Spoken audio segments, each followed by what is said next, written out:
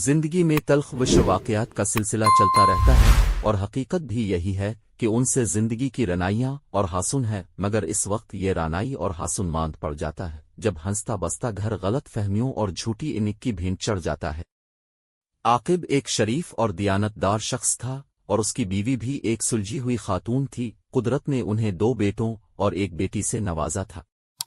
आकिब का कारोबार कोई बहुत ज्यादा न था, बस गुजर औकात अच्छी हो जाती थी। जब उनके बच्चे बड़े हुए तो आकिब की बीवी तलत ने इसे मशवरा दिया कि बड़े बेटे फैसल को बैरून मुल्क भिजवा देते हैं और छोटा अभी पढ़ रहा है, बाद में इसे बड़ा भाई बिलवा लेगा। आकिब का एक मुर्शिद था, उसने उनसे इस बारे में अपनी राय ली तो उन्होंने मना कर दिया और कहा, क्या इसे बाहर भिजवा कर तुम उसकी जुदाई बर्दाश्त कर लोगे? मेरा तो मशवरा यही है कि उसे यहीं रहकर काम करने दो। आकिब ने मुर्शिद की बात अपनी बीवी को बताई, मगर वो बजिद रही और मुर्शिद से दुआ करने को कहा। दोनों मियाँ बीवी को अपने मुर्शिद पर बहुत यकीन था। उनकी जिद सीख कर मुर्शिद ने उनकी बेहतरी के लिए दुआ की और उनके बेटे को बाहर जाने की इजाजत दे दी। बैरून मुल्क जाकर पहले तो वो कई माह बेरोजगार ही रहा, आखिर उसने वहां एक लड़की से शादी कर ली। इसके बाद उसे वहां काम भी मिल गया तो अपने माँ बाप को भी पैसे भिजवाने लगा। फिर माँ बाप ने इसे छोटे भाई को भी बुलवाने को कहा। फैसल ने कहा कि कुछ इंतजार करें, मैं इसे जल्दी बुला लूंगा, अभी तो आप घर बनाएं और अपने हालात दुरुस्त करें। फैसल वालिदैन को पैसे भिजवाता रहा। उन्होंने बड़े शहर में अच्छी जगह पर 3 मंजिला घर बना ले। इस दौरान उसके बाप को हिपाटाइटिस हो गया। फैसल इस बारे में जानकर बहुत परेशान हुआ और उसने बाप को इलाज के लिए अपने पास बुला लिया।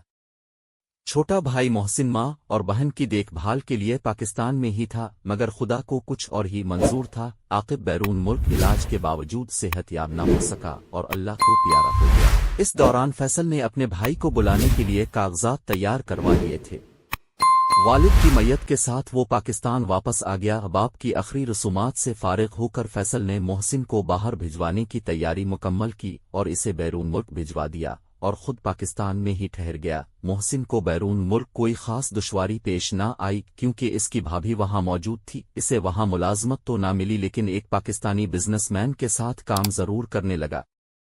इसके हालात बहुत अच्छे हो गए थे और उसकी भाभी की ख्वाहिश थी कि कोई लड़की देखकर उसकी शादी कर दी जाए ताकि उसे वहां की शोहरत भी मिल जाए। कुछ ही अरसा बाद इसने एक पाकिस्तानी लड़की से अपने देवरू की शादी कर दी। मोहसिन की बीवी बहुत खूबसूरत और पढ़ी लिखी थी, उसे अपने खावंद से भी बहुत प्यार था। लेकिन दूसरी तरफ मोहसिन की माँ अपने बेटे को पाकिस्तान में शादी के लिए बिला रही थी क्योंकि इसका बाप अपनी जिंदगी में अपने आबाई इलाके में इसका रिश्ता तय कर चुका था। अब वो घर इना अपनी बेटी की शादी करना चाहता था। उधर अभी मोहसिन को शोहरत मिलने में 6 माह बाकी थे, मगर लड़की वालों ने इस कदर मजबूर किया कि माँ ने बेटे से कहा, तुम सब छोड़ो और पाकिस्तान आ जाओ।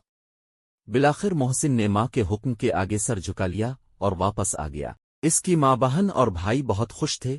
इसके आते ही वो इसकी शादी की तैयारियों में लग गए और फिर वो दिन आ ही गया जब मोहसिन दुल्हन बया कर घर ले आया।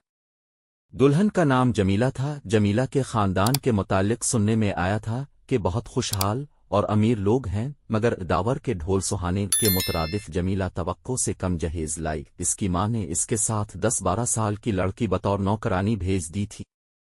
शादी को कई महीने गुजर गए मगर जमीला ने बहुओं वाला कोई किरदार अदा न किया। वो दोपहर के बाद बेदार होती, खावंद बाजार से नाश्ता ले आता, आनंद बना देती। इस तरह रात हो जाती और दूसरे दिन फिर यही सिलसिला होता, मगर सास ने कभी बहू को किसी किस्म की सरजनिश न की। जमीला की आदत थी कि वो दिन में कई बार फोन पर अपनी माँ से बात करती थी। रात भर शौहर के साथ शॉपिंग और घूमना फिरना उसका मामूल था। ताज्जुब इस वक्त हुआ जब एक दिन जमीला की माँ आई और इसे अपने साथ चलने को कहा। इसकी सास, नंद और जेठ सभी हैरान थे। शौहर ने जाने से मना किया, मगर दोनों माँ बेटियां वापस चली गईं। जाते हुए जमीला के चेहरे पर हैरानी के आसार जरूर थे, मगर वो माँ के हुक्म पर इसके साथ चली गई। चंद दिन बाद सास बहू को लेने गई तो जमीला की माँ ने अपनी बेटी को भेजने से साफ इनकार कर दिया।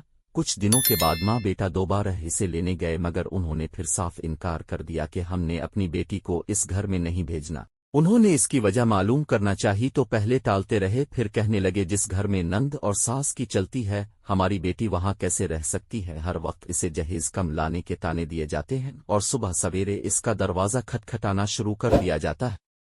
ये सुनकर हक्का बका रह गए और कस्में अलिफाटेने लगे। जमीला ने कमरे में आते हुए अपनी माँ की गुफ्तगू सुन ली थी। उसने माँ से कहा, आपको ये सब बातें किसने बताई हैं? तो वो बोली, तुम्हारी खादमा ने।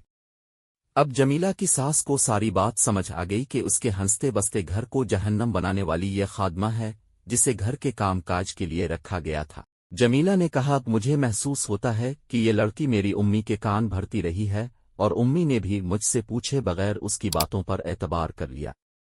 ये सारी गलत फहमी है जो दोनों खानदानों के दरमियान दीवार खड़ी कर रही है। अब जाए में चंद दिनों बाद अपने घर जाएगी।